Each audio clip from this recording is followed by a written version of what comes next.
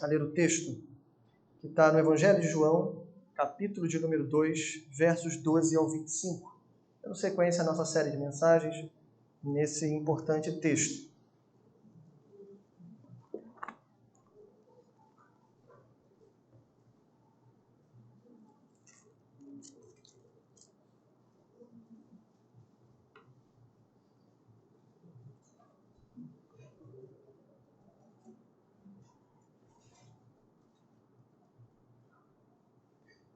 Enquanto você abre, o título da nossa mensagem, da nossa reflexão hoje, vai se chamar O Segundo Sinal.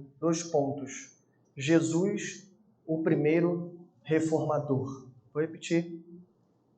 O segundo sinal, Jesus, o primeiro reformador. Então vamos ler o texto que está no Evangelho de João, capítulo 2, do verso 12 até o finalzinho 25. Diz assim o texto.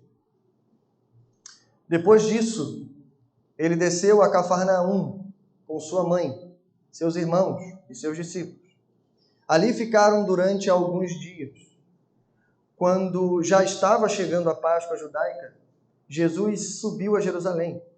No pátio do templo viu alguns vendendo bois, ovelhas e pombas, outros assentados diante de mesas trocando dinheiro.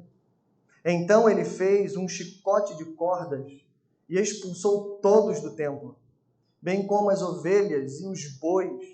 Espalhou as moedas dos cambistas e virou as suas mesas. Aos que vendiam pombas disse: tirem estas coisas daqui, parem de fazer da casa de meu pai um mercado. Seus discípulos lembraram-se que está escrito: o zelo pela tua casa me consumirá. Então os judeus lhe perguntaram: que sinal milagroso o Senhor pode mostrar-nos como prova da sua autoridade para fazer tudo isso? Jesus lhes respondeu: destruam este templo e eu o levantarei em 3 dias. Os judeus responderam: este templo levou 46 anos para ser edificado e o Senhor vai levantá-lo em 3 dias. Mas o templo do qual ele falava era o seu corpo. Depois que ressuscitou dos mortos, seus discípulos lembraram-se do que ele tinha dito. Então creram na Escritura e na palavra que Jesus dissera.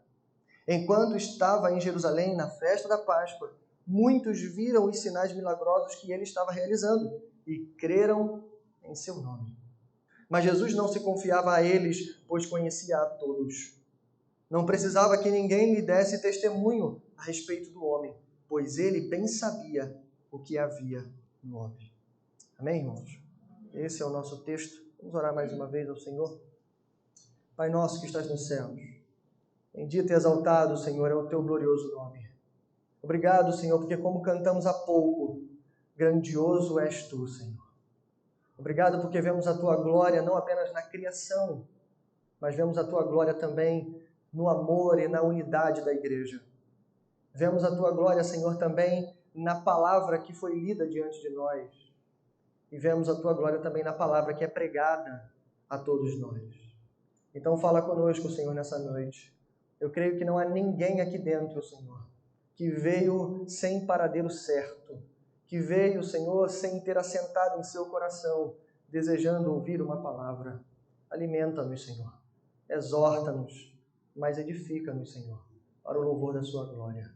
Que não haja nenhuma gota de glória para nós, mas toda a glória para ti. Em nome de Jesus. Amém. Graças a Deus. Bom, como eu disse, esse é o nosso título. A gente vai entendê-lo à medida que a gente for explicando. O título é Segundo Sinal, Jesus, o primeiro reformador. Mas antes de falarmos do século I, vamos avançar um pouco na história, ou voltar um pouco na história, partindo desse ponto, do nosso ponto de hoje. 500 anos atrás, você se lembra, estamos muito próximo do alvorecer da Reforma Protestante. O motivo pelo qual, o movimento pelo qual originou-se as igrejas evangélicas, inclusive a nossa denominação. Se estamos sentados aqui hoje com a Bíblia aberta em cima do nosso colo, falando no nosso próprio idioma, um homem à frente de vocês usando terno, ou melhor, um blazer, né, ao invés de batina, é porque um dia homens e mulheres também Tá? Houveram mulheres da Reforma, tá? Que preconizaram, que foram à nossa frente, que lutaram, alguns pagaram com a própria vida, para que hoje estivéssemos aqui, para que esse movimento de reforma / avivamento ocorresse há 500 anos atrás. Você sabe muito bem que o start, o estopim da reforma, foi o protesto do então monge agostiniano Martinho Lutero, pregado no castelo de Wittenberg em 1517. Mas talvez o que muitos não saibam é que em 1510 acontece na vida de Lutero um evento marcante para ele. Né? Você deve ter assistido algum filme, creio eu, ou lido algum texto sobre Lutero.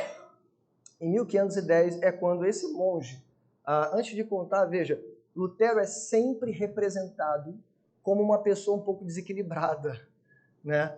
E, irmãos, eu asseguro para você, eu já li bastante texto do próprio Lutero, eu asseguro para você, Lutero era uma pessoa desequilibrada mesmo. Tá? Isso é fato. Se você ler ele, se você ler os biógrafos, os teólogos, enfim, Lutero era uma pessoa triste, descontente, destemperada. Tá? Mas, obviamente, isso tinha alguns motivos, algumas razões. A principal delas é por causa do tipo de igreja que Lutero vivia naquele tempo. Algumas coisas, irmãos, realmente tirariam do sério qualquer pessoa, inclusive, talvez alguns de nós. E aí, em 1510, esse monge perturbado, olhando para Cristo como um grande tribunal, ou melhor, o grande juiz dos homens. A igreja é uma espécie de tribunal. Tudo que Lutero fazia, cada obra, cada ação, tudo isso, na cabeça dele, não era suficiente.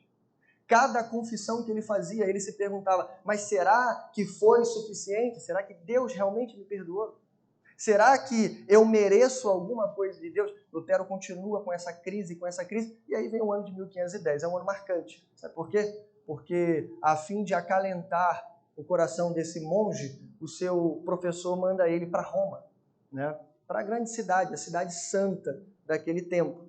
E é nesse tempo que Lutero faz essa viagem. Mas aí, ao invés dele encontrar paz, Lutero encontra mais insatisfação ainda.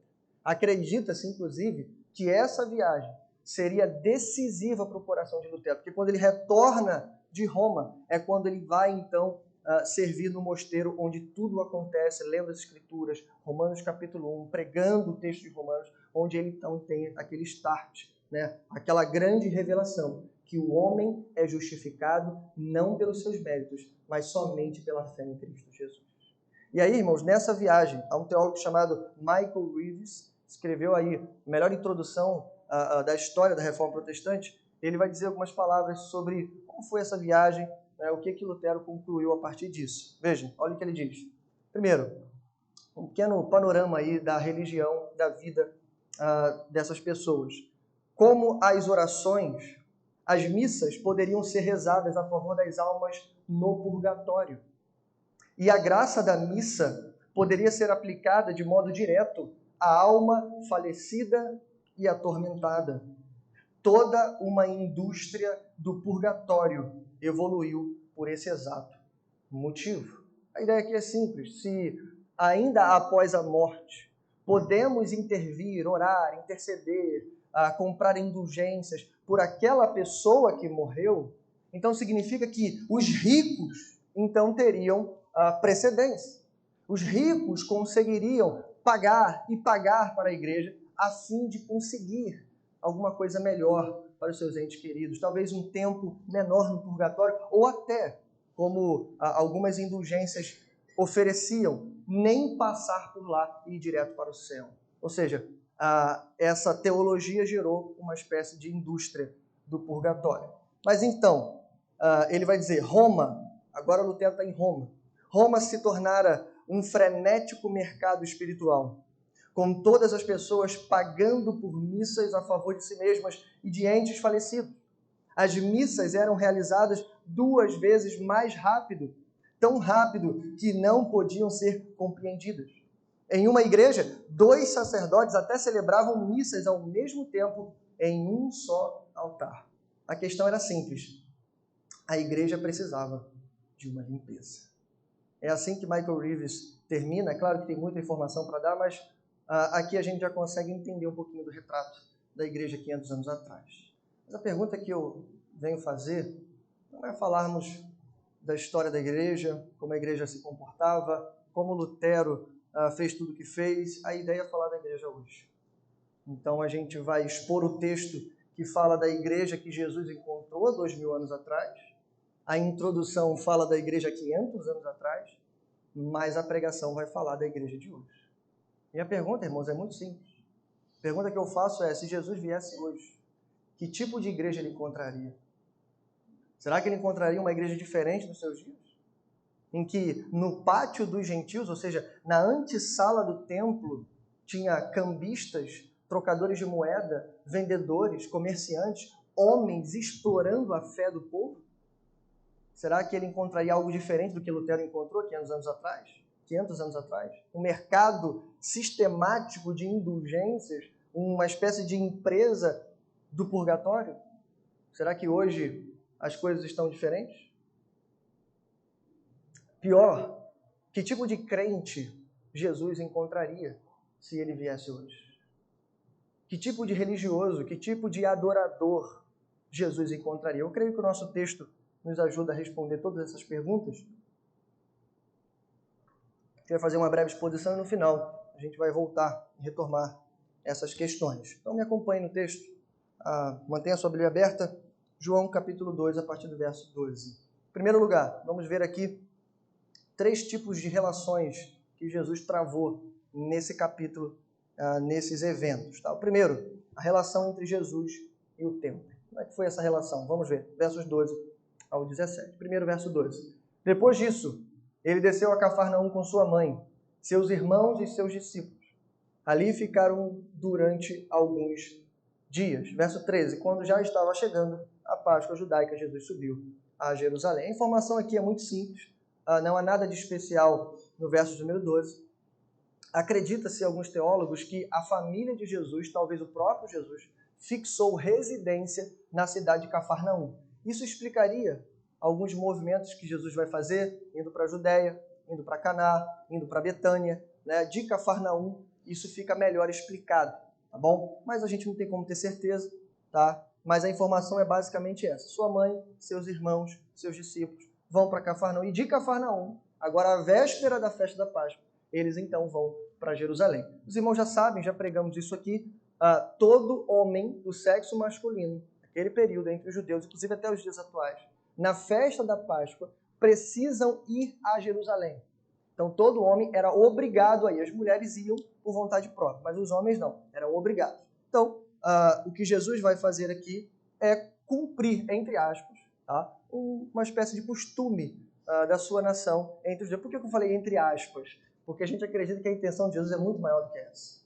É interessante que aqui, rapidinho, a gente tem um pequeno paralelo entre o texto anterior, pregado pelo pastor Costa, e o texto de hoje. O texto anterior, início do capítulo 2, a gente tem ali Jesus no casamento, né, você lembra da história, onde Jesus opera aquele poderoso milagre, inclusive o primeiro sinal, onde ele transforma, literalmente, a água em vinho. Ok? Ali, naquele lugar, 2 coisas acontecem. Primeiro, a sua mãe, né, pede para ele resolver o problema. No primeiro momento, Jesus diz que não, mas depois ele vai lá e resolve o problema. E ainda, no final do texto, mostra o motivo pelo qual Jesus realizou o primeiro sinal. Não era outro do que mostrar a sua glória aos seus discípulos para que eles crescem. E, de fato, ele era o Filho de Deus. Então, isso é assim que termina o texto. Qual é o paralelo aqui entre o nosso texto? 2 coisas rápidas. Primeiro, Jesus não seguiu o calendário da sua família. Ou seja, ele não realiza milagres quando sua mãe manda ou pede. Mas aqui também Jesus não está seguindo o calendário judaico. A intenção de Jesus claramente é sair de Cafarnaum, ir para a Judéia para alcançar o maior número de pessoas. Simplesmente isso. Não que Jesus era um mau judeu ou um mau filho, como foi no texto anterior. É porque o ministério e a missão de Jesus era outra, era cumprir de forma específica a vontade do seu Pai. Tá bom? Então é isso que ele vai fazer. O segundo paralelo entre o texto anterior e esse é que no primeiro texto, no primeiro sinal, Jesus manifesta o seu sinal apenas a um grupo restrito, como diz o texto, apenas aos seus discípulos. Mas a intenção de Jesus aqui já que meu ministério iniciou, eu vou manifestar os meus sinais, eu vou manifestar a minha glória ao maior número de pessoas. Então a ideia aqui é publicar a glória dele a todas as pessoas. Mas seguindo, verso 14, então Jesus tem então seu entrave, né? Agora em Jerusalém, ele chega no templo. Vamos ver o que aconteceu. No pátio do templo, vi alguns vendendo bois, ovelhas, pombas e outros assentados diante de mesas, trocando dinheiro. Irmãos, a cena, segundo os estudiosos, era deplorável. Dizem alguns que o cheiro dos animais era uma coisa horrível, né? Ia longe. A bagunça, a desordem, era algo notável. Quando ele fala de mesas com cambistas de dinheiro, provavelmente eram aqueles que recolhiam os impostos, mas os outros com animais eram aqueles que estavam vendendo o principal material para o sacrifício. Você lembra de alguma coisa? Eu lembro aqui de algo que a gente chama hoje de venda casada. Tipo isso. Quer ver um exemplo? Já viu quando você vai no mecânico e o mecânico tem uma loja de autopeças dentro da sua oficina? Irmãos, eu fico apavorado com isso. Apavorado. Porque todo defeito do seu carro aumenta e a loja está ali do lado para você ir lá e comprar. É tipo isso. Há alguns, por exemplo, o teólogo Hendriksen, ele vai dizer o seguinte, ele vai dizer que é muito provável que você não podia levar o animal da sua própria casa, pelo menos durante a Páscoa, e você era obrigado a comprar o animal com eles. Tá? Há alguns que dizem, irmãos, que o superfaturamento ali, né, quando a gente vê aqueles preços exorbitantes, chegavam a 100 vezes mais por aqueles animais. Claro que isso tudo não tem como a gente provar, mas é muito provável que pessoas estavam se aproveitando e pessoas estavam sendo exploradas. Isso é fato. É isso que Jesus encontra aqui, uma espécie de shopping ao céu aberto. Mas então, a reação de Jesus é uma surpresa. Veja, verso 15. Então ele fez um chicote de cordas, expulsou todos do templo, bem como as ovelhas, os bois, sobrou até para os animais aqui. Espalhou as moedas dos cambistas, virou as suas mesas, e aos que vendiam pombas disse: tirem estas coisas daqui, parem de fazer da casa de meu pai um mercado. Seus discípulos lembraram-se do que está escrito: o zelo pela tua casa me consumirá. Irmãos, a reação de Jesus é digna de nota, porque Jesus era, de fato, uma figura mansa, uma figura suave, né? Uma pessoa de ser doce e tranquila. Ele mesmo vai dizer isso: tomai sobre vós o meu jugo e aprendei de mim que sou manso e humilde de coração. Jesus é aquele que atrai as pessoas pelo olhar, pelo amor, pela gentileza. Mas aqui, Jesus mostra um outro lado da sua face. Ele mostra a face do zelo do Filho de Deus. Quando ele vê as pessoas fazendo bagunça e desconstruindo aquilo que deveria ser a casa de oração, virou a casa do comércio. Jesus pega e ele faz, como diz o texto, um aparato feito com cordas, uma espécie de chicote, e tira todo mundo ali à base da surra. Expulsa aqueles homens. Mas o mais curioso do que isso, há uma informação aqui que você provavelmente não prestou atenção. Veja bem, Jesus será morto mais à frente, cerca de 2 anos e meio após, ou um pouco menos de 3 anos depois disso, Jesus será morto. Você lembra disso? Quando Jesus for apanhado no jardim, após passar um tempo orando, chorando e sofrendo com os seus discípulos, é dito que Judas sabe o local que Jesus está e vai conduzir um grupo de soldados até lá. Quando Judas chega, beija o rosto de Jesus e os soldados apanham Jesus. Nesse momento você se lembra da reação, não lembra? Pedro, né? O impetuoso. Eu não sei porquê, mas a gente se identifica mais com Pedro, né? Esse é o meu caso. Pedro puxa a espadinha dele de pescador e corta, arranca a orelha do soldado, faz um banho de sangue ali e pronto para matar e morrer. Jesus manda ele guardar a espada. Rapaz, você não entendeu nada, para com isso. Deixa que eu cumpra as escrituras. Guarde a espada, porque quem vive pela espada morre pela espada. E a partir daquele momento, Jesus segue um caminho que vai terminar na cruz. Ele é surrado, cuspido, humilhado. Como diz o profeta, o cordeiro mudo foi levado ao matadouro. Ali, Jesus mansamente vai ser levado até as suas piores dores, até o seu pior sofrimento. Mas aqui Jesus está pegando chicote, batendo em todo mundo e tirando todo mundo do templo. Sabe o que me espanta aqui? É que quando Jesus bate em todo mundo e faz aquilo, derruba a mesa, vira moeda, e toda essa cena que Jesus causou aqui, ninguém segurou Jesus. Ninguém parou Jesus. Tudo bem que eles sabiam que estavam errados, obviamente. Talvez por isso não fizeram nada. Mas pense você, um sistema que já acontece há tanto tempo, não parece estranho? Ninguém fez nada.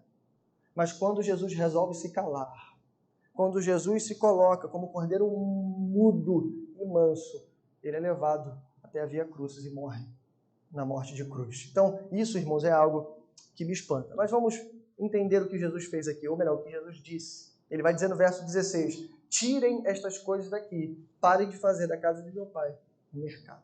Então, calma aí, vamos entender isso melhor? Para você não entender, né, que Jesus era contra o comércio. A gente não pode confundir as coisas, né, e nem forçar no texto aquilo que não está no texto. Jesus não era contra o comércio. Jesus não era contra a venda tanto de animais ou como de outras coisas. Nada disso. A palavra é muito clara. Tirem essas coisas daqui. A palavra grega emporion significa lugar onde intercâmbio de mercadorias acontece. Muito clara. Aqui não é o lugar. Jesus não é contra o comércio. Jesus é contra o comércio sendo feito na casa de Deus. Jesus é contra pessoas sendo exploradas e enganadas emocionalmente, inclusive, e até espiritualmente. Jesus é contra promessas ardilosas e grandes que não podem cumprir o que prometeram, mas que arrancam do povo seus poucos centavos que eles têm. Jesus é contra isso. E ele está sendo claro, tirem essas coisas daqui. A casa do meu pai não é lugar para isso. Ok? Mais ainda, nessa atitude, Jesus se aliou aos profetas, que antes disso já profetizavam dizendo, por exemplo, Isaías 56:7, esses, ou seja, remanescentes, eu trarei ao meu santo monte, lhe darei alegria em minha casa de oração. Deus está falando do templo. Seus holocaustos e seus sacrifícios serão aceitos em meu altar, pois a minha casa será chamada casa de oração para todos os povos. Aqui está o motivo pelo qual o templo existe. É para isso que as pessoas deveriam ir lá. Jeremias 7:11. Jeremias é um pouco mais contundente, dizendo, este templo que leva o meu nome tornou-se para vocês um covil de ladrões. Cuidado, eu mesmo estou vendo isso, declara o Senhor. Então Jesus não está fazendo nada diferente daquilo que Deus já denunciava. Mas a segunda relação de Cristo, o segundo embate de Cristo, não é mais com o templo, agora é com os religiosos. Jesus e os religiosos. Versos 18 ao 22. Verso 18. Então os judeus lhe perguntaram, que sinal milagroso o Senhor pode mostrar-nos como prova da sua autoridade para fazer tudo isso? É como se eles dissessem assim, olha, mestre, o Senhor está certo. Mestre não, né? Jesus, você está certo. A gente não vai fazer nada com você porque realmente estamos errados. Mas que autoridade o Senhor tem de derrubar mesas, de virar tudo, de dizer que a gente está errado, se nem o Sinédrio, presta atenção nisso, irmão, o Sinédrio, nem os fariseus, nem os herodianos, nem os zelotes, todos os grupos religiosos passavam, entravam e saíam do pátio dos gentios, viam todo aquele comércio, ninguém fez absolutamente nada. João Batista, a gente não pode nem culpar ele, porque João Batista preferiu ir para o deserto. Ele preferia pregar no deserto do que pregar no templo. Provavelmente porque o templo estava corrompido. Mas Jesus tem que passar por ali, quebrar e derrubar tudo, para que as coisas então possam mudar. Então ele fala, tá, a gente entende, mas que autoridade o senhor tem? Quem é você para fazer isso tudo? Né? Ou melhor, que sinal você tem para demonstrar? Lembra que eu chamei esse sermão de o segundo sinal? Lembra disso? Irmãos, o sinal está aqui. Eles não perceberam. Isso é coisa de religioso, viu? Religioso é assim. Religioso, ele fala de Cristo, mas ele não tem Cristo. Ele fala de Deus, mas ele não tem Deus. Ele fala da Bíblia, mas ele não entende a Bíblia. Então isso é coisa de religioso. Ele está diante de Cristo. Acabei de dizer.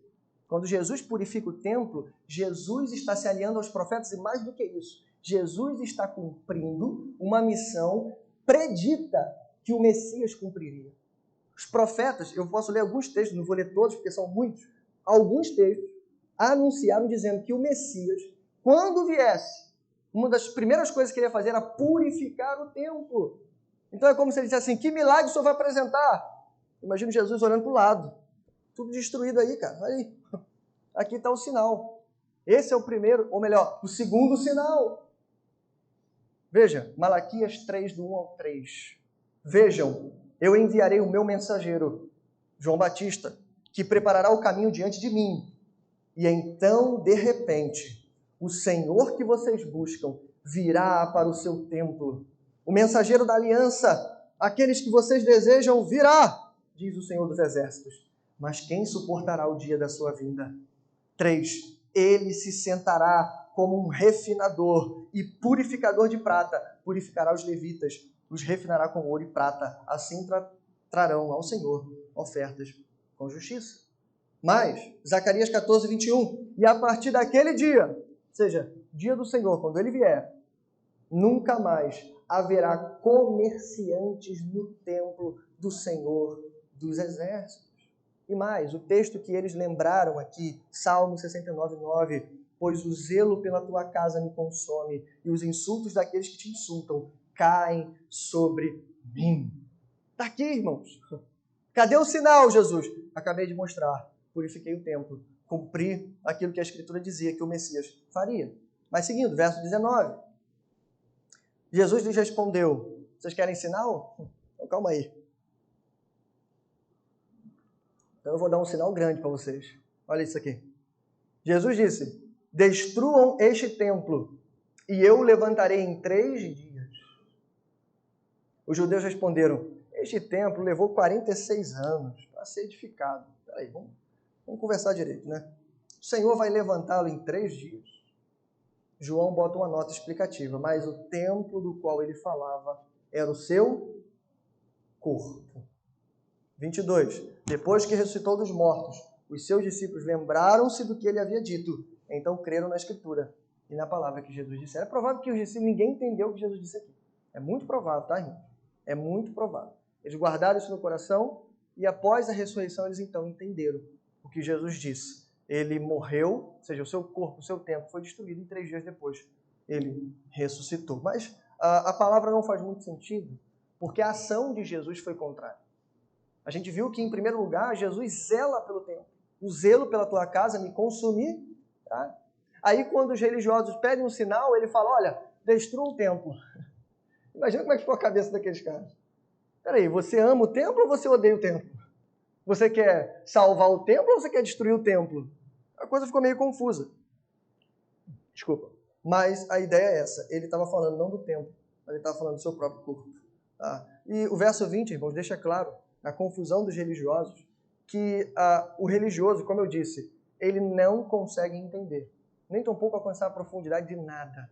Tá? E aí eles tomam uma atitude muito interessante, que é realmente a atitude de um religioso. Tá? O religioso ele tem 2 características aqui, pelo menos especiais, pelo menos iniciais aqui.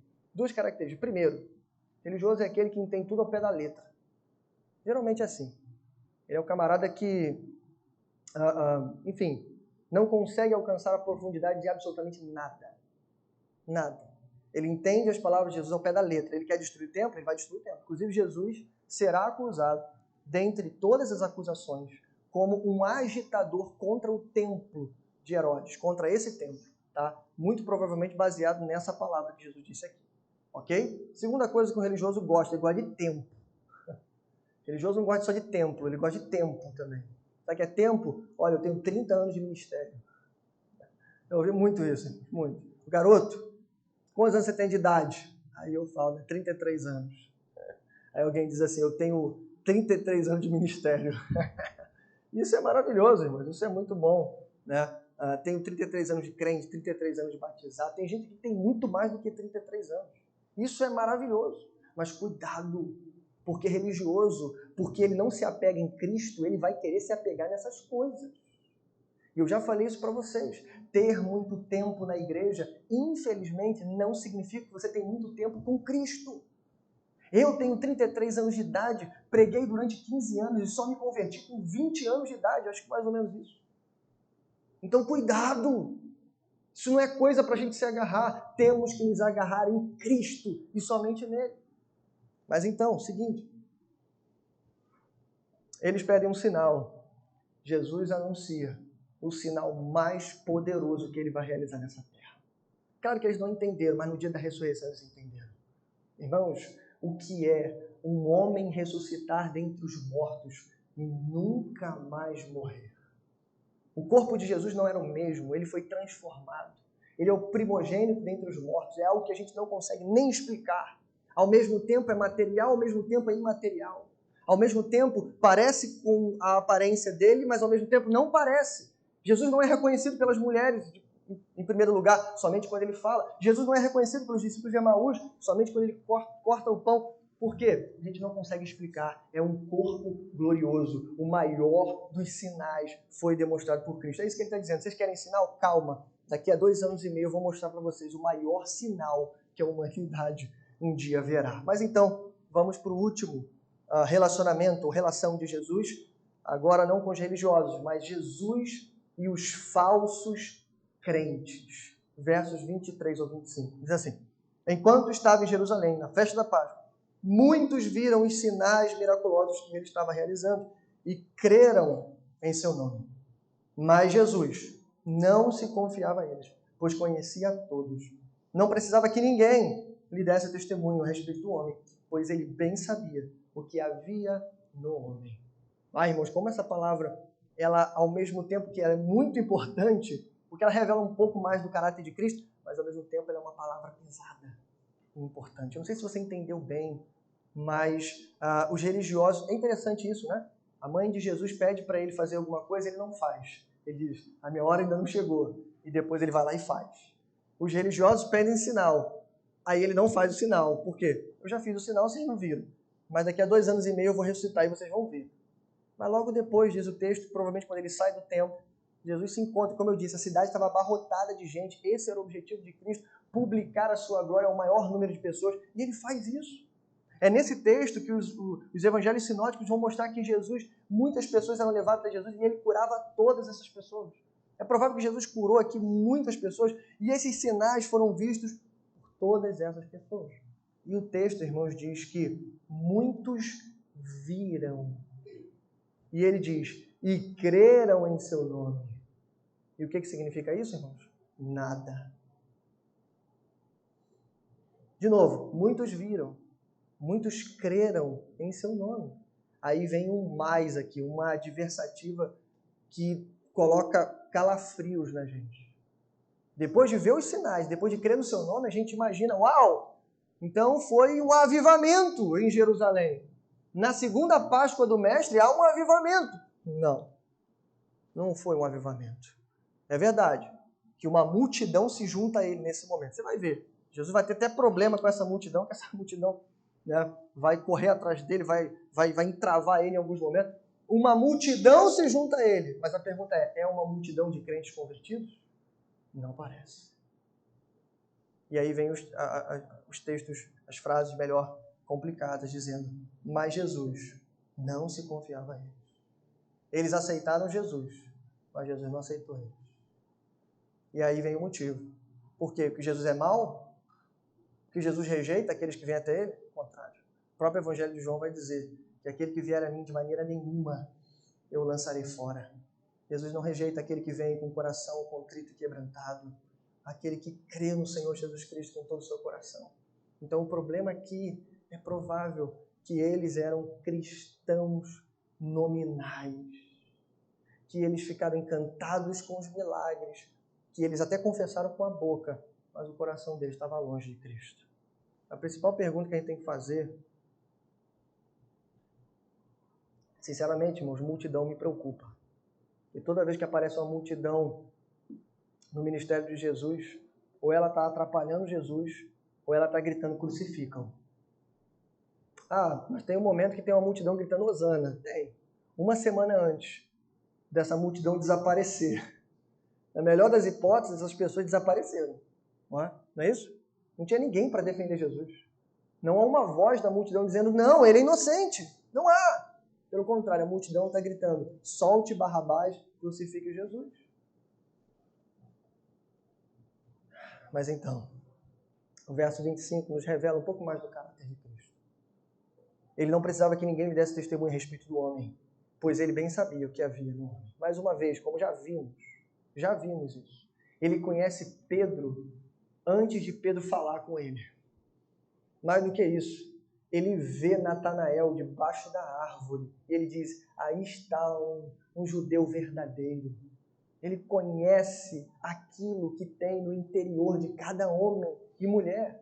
Não precisa de ninguém bajulando, dizendo coisas e enfeitando para ele. Ele sabe quem são aqueles que o adoram em espírito e em verdade. Ele sabe. Aqui, irmãos, revela mais uma vez que esse Cristo só pode ser Deus. Ele só pode ser Deus. Olha que interessante. Final do capítulo 2. Qual é o encontro que a gente tem no capítulo 3? Quem sabe? Sem olhar para a Bíblia. Ó. Jesus se encontra com quem? Oi? Eu botei o ouvido aqui para ouvir. Não sei porquê. Mas enfim. Nicodemos. E olha que interessante, irmãos. Um texto continua o outro. Porque Nicodemos, um fariseu, um mestre da lei, uma espécie de pastor naquele dia. Um homem de idade, um homem já experimentado, conhecedor das Escrituras, se apresenta a Jesus já elogiando o mestre. Dizendo, Senhor, olha, calma, eu creio porque eu tenho visto e tenho conhecido os milagres que tu fazes. Primeira coisa que Jesus vira para ele. Mas é o verso 3, é o início da conversa. Não tem nada pior do que isso. Você vai todo empolgado, aí você toma aquele baldão de água fria, né? Jesus vira para ele assim e fala, rapaz, ninguém pode ver o reino de Deus, senão nascer de novo. Sem querer dar spoiler, né? Que a gente vai ver semana que vem. Mas como é que Jesus pode receber um baita elogio desse, do mestre da lei, um cara experimentado, Jesus virar para ele dizer que ele nem nasceu de novo, gente? E Nicodemo está dizendo, ó, eu tenho visto, cara, você não tem visto nada. Você não viu nada, tá? Porque quem não nasceu de novo só vê as coisas, como eu falei, aparentes. As coisas literais. Pode vir uma pessoa aqui, de cadeira de rodas. A gente pode orar, ela pode levantar e andar aqui. Mas o incrédulo vai continuar sendo incrédulo. Ele vai botar na cabeça dele que a gente fez alguma coisa, que a gente mentiu, que a pessoa mentiu, que a pessoa forçou a barra. Ah, mas ele não era tão aleijado. Ah, ele não era tão cego. E por aí vai. Tem explicação para tudo. E para isso tem a ciência. O incrédulo vai continuar sendo incrédulo mesmo vendo os sinais. Mas aquele que crê no Senhor Jesus, ele acredita, irmãos, com todo o seu coração, mesmo sem ter visto nada. Isso é fé. Mas então, voltamos e retomamos o nosso tema. Esse é o segundo sinal. Como eu disse, Jesus já manifestou ele. Ele é o primeiro dos reformadores. E começamos, irmãos, lendo o texto da situação da igreja 2000 anos atrás. A igreja que Jesus encontrou.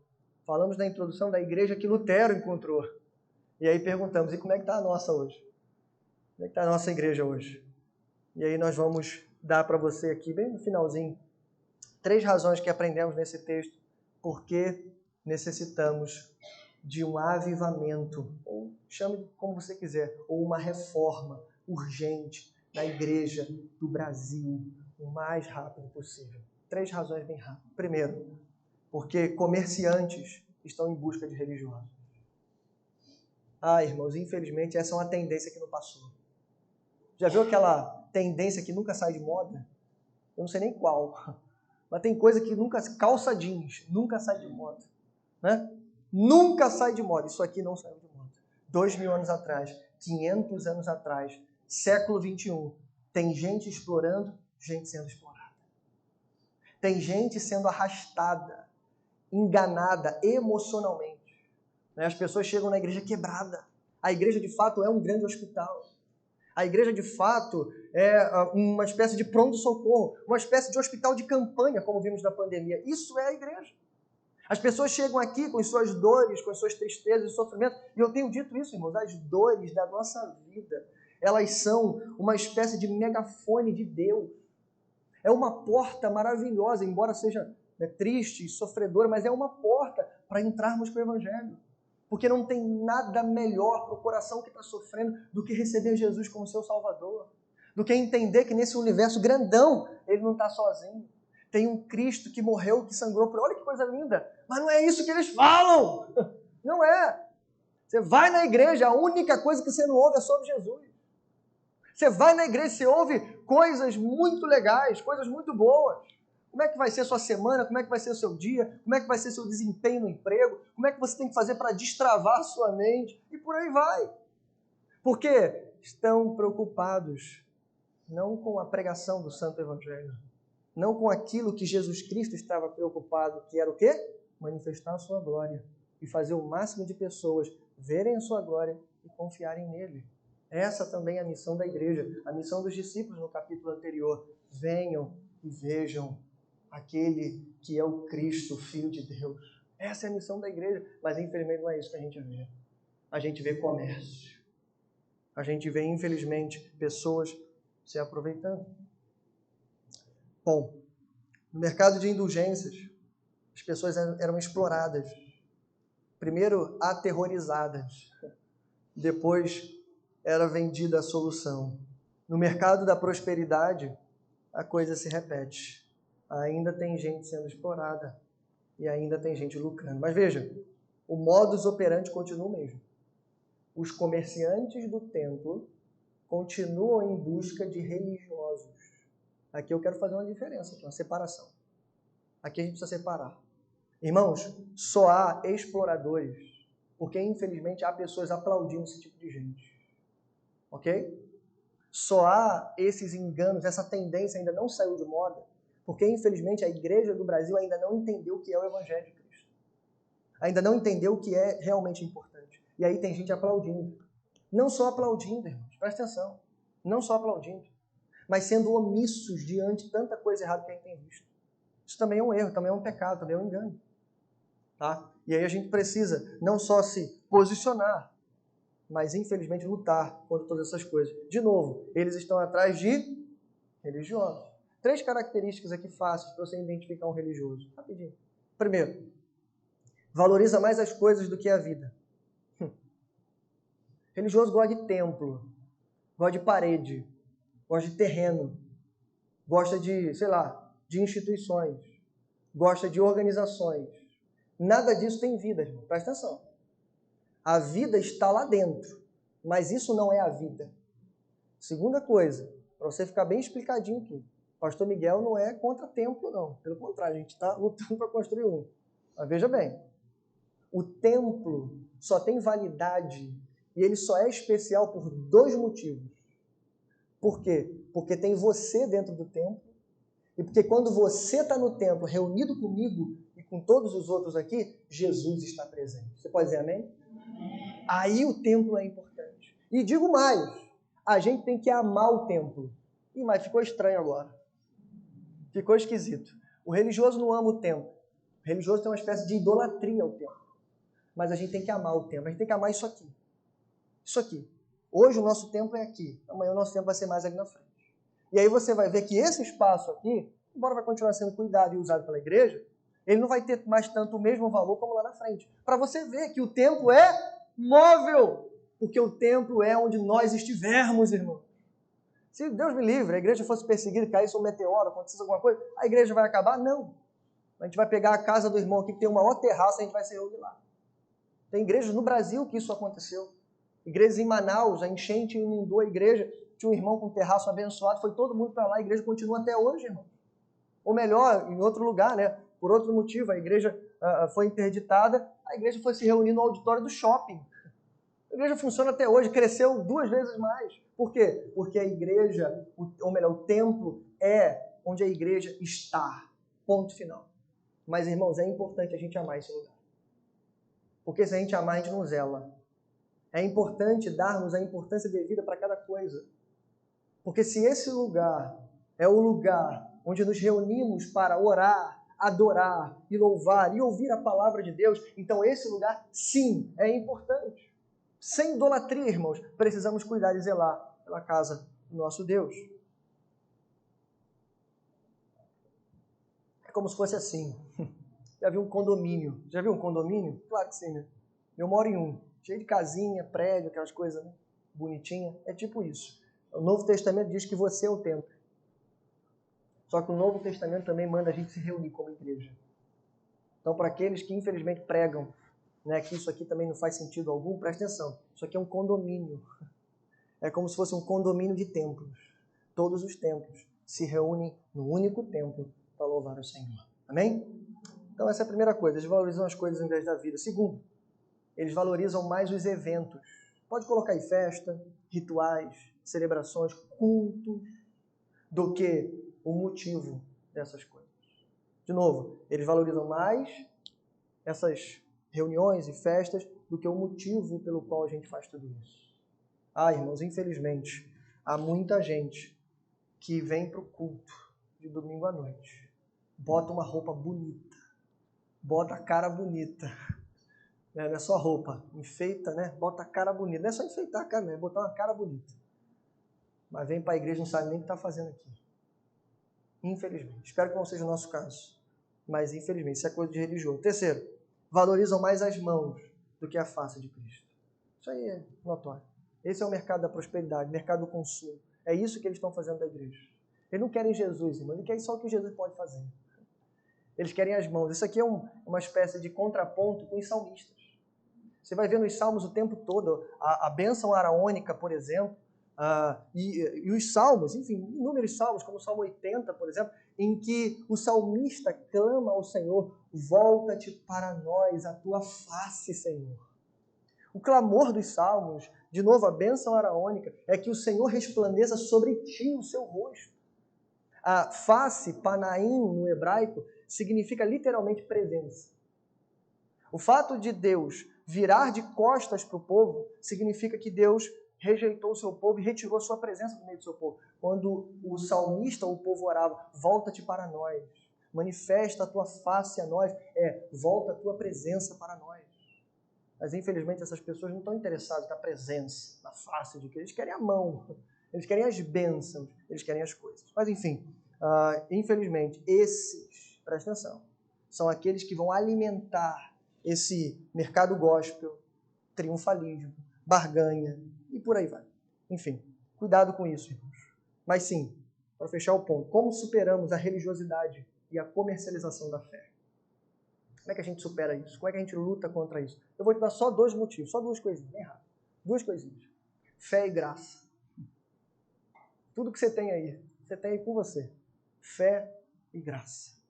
Irmão, você já parou para pensar que a fé e graça é um tiro de canhão, tanto no mercado de indulgências como na teologia da prosperidade?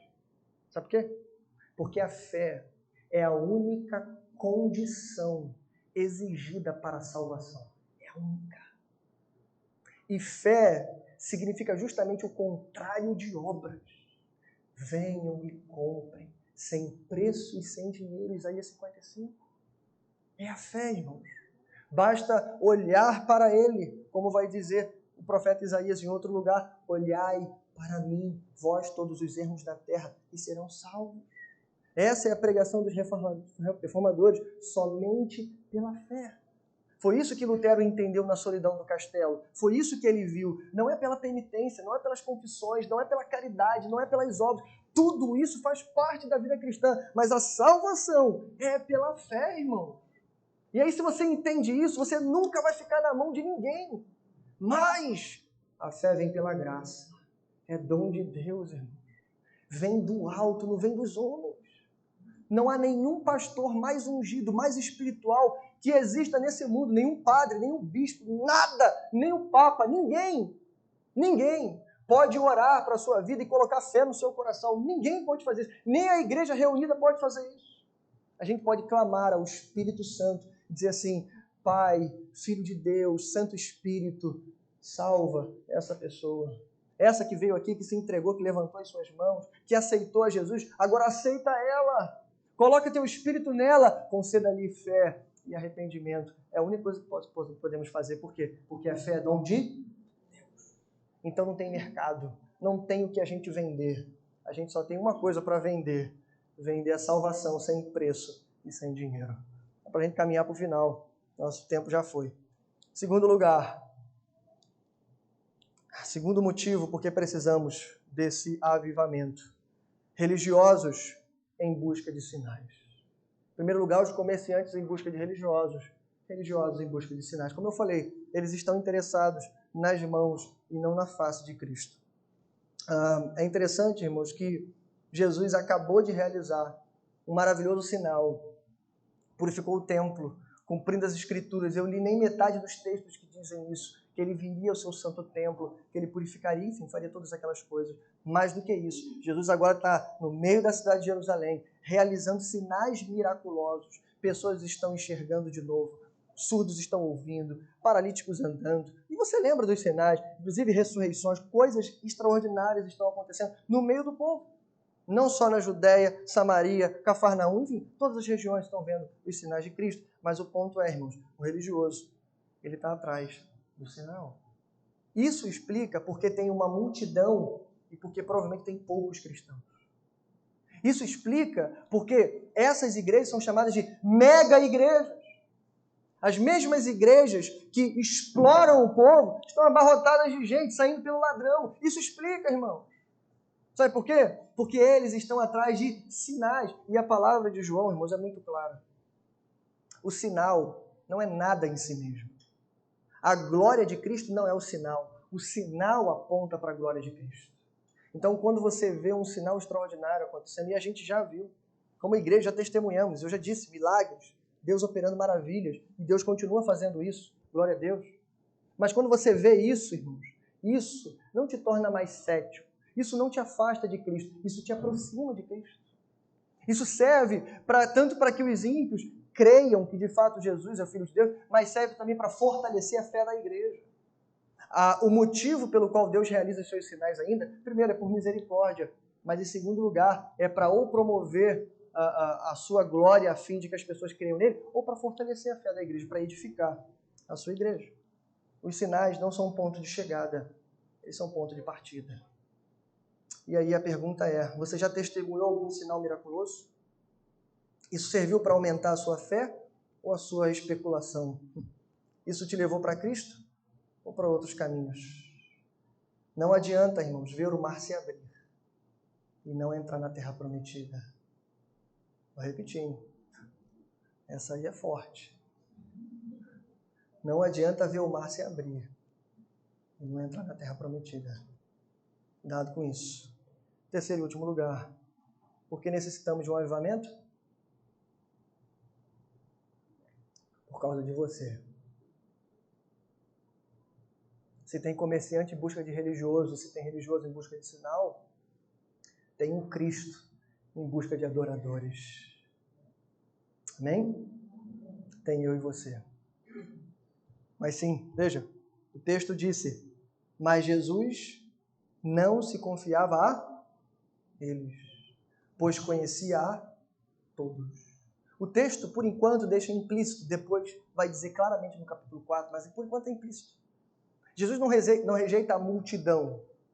Jesus olha para a multidão e ele sabe no coração de cada um quem de fato creu, quem de fato se entregou a ele verdadeiramente. Não é que Jesus rejeitou a todos, mas Jesus conhece a todos. E aí, irmãos, quando o texto diz que ele conhece a todos, lá no capítulo 4, isso vai ficar mais claro. De novo, não é adiantando, mas às vezes a gente precisa dar uma avançada. Vamos lá, capítulo 4, versos 23 e 24, ele revela então esse motivo. Ele diz, no entanto, está chegando a hora, e de fato já chegou, em que os verdadeiros adoradores adorarão o Pai em espírito e em verdade. E são estes os adoradores que o Pai procura. Deus é espírito, e é necessário que os seus adoradores o adorem em espírito e em verdade. Irmãos, eu quero dizer isso para você. Os verdadeiros adoradores estavam lá no meio do povo de Israel. Tinha verdadeiro adorador lá no deserto, junto com Moisés, Arão, né? E aquele povo reclamão todo lá. Tinha verdadeiro adorador caminhando pelo deserto 40 anos. Teve verdadeiro adorador, por exemplo, Josué e Caleb, que saíram do Egito e entraram na terra prometida. Teve verdadeiro adorador quando a Assíria invadiu o reino do norte, quando a Babilônia invadiu o reino do sul, quando eles foram para o cativeiro, como por exemplo Daniel e os amigos lá na Babilônia. Tinha verdadeiro adorador em todos esses lugares. Irmãos, tinha um verdadeiro adorador pregando no deserto. Tal como uma voz que clama no deserto, chamado João Batista, tinha verdadeiro adorador seguindo João Batista, esperando a revelação do Messias. Então ele diz, ei, não sou eu, é ele. Aí está o Cristo de Deus que tira o Cordeiro, ou melhor, o Cordeiro de Deus que tira o pecado do mundo. Tinha verdadeiro adorador. E mais do que isso, tem verdadeiro adorador aqui hoje, irmãos, no nosso meio. Sabe o que eu aprendo com a Reforma Protestante? E aqui vai uma lição histórica muito importante. Lutero não é o grande reformador. Ele é o camarada que vai dar o start da reforma. Mas quantos homens e mulheres surgiram antes de Lutero, lutaram antes e depois dele para que a reforma fosse feita e acontecesse? Em outras palavras, irmãos, uma multidão de pessoas. Por mais que a situação da igreja 500 anos atrás era caótica, como eu mostrei, mas tinha homens e mulheres fiéis que pagaram com a sua vida. Por exemplo, John Wycliffe, John Huss, morreram queimados.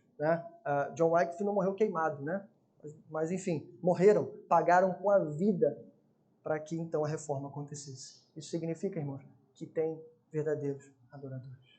E tem aqui também, tem no nosso meio. Por mais que o cenário da nossa igreja hoje, quando a gente olha de maneira geral, seja um cenário caótico. Como eu falei de manhã, vivemos hoje o tempo escatológico do lamento. E não é para a gente olhar isso e publicar na internet, não, tá? É você chegar em casa, pegar lá o vídeo lá das pessoas fazendo manifestações estranhas, ou pessoas pregando coisas erradas, ou pastores que caíram em adultério. De manhã a gente pregou, a gente rejeitou esse tipo de comportamento. Lembra, Davi falou, não conte isso em Gate. A gente aprendeu isso de manhã. Então, não é para você ter esse comportamento, pelo contrário, é para você chorar por isso, em primeiro lugar. Não tem, irmãos, presta atenção, avivamento sem lágrimas. Não tem.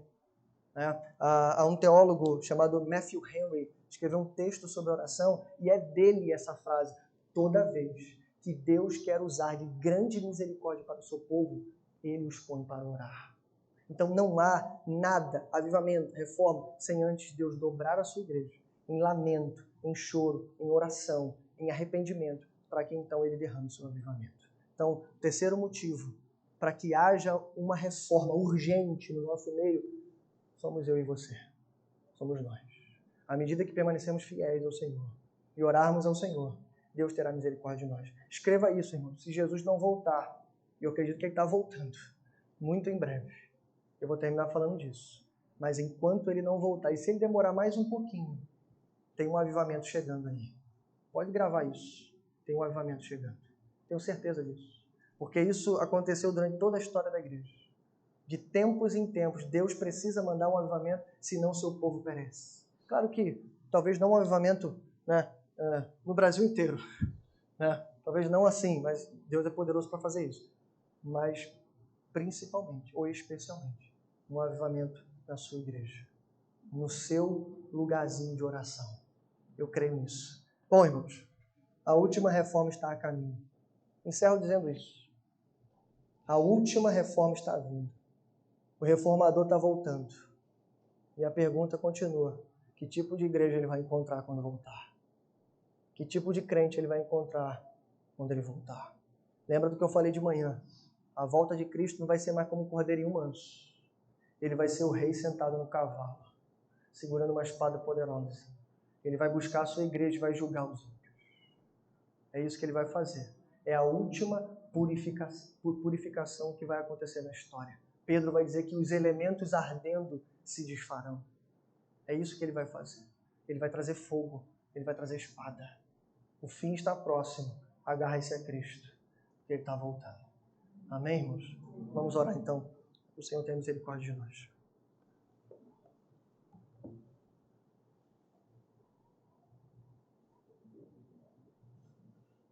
Pai nosso que estás nos céus, bendito e exaltado, Senhor, é o teu glorioso nome. Ah, Senhor, que texto sublime, Senhor, temos diante de nós.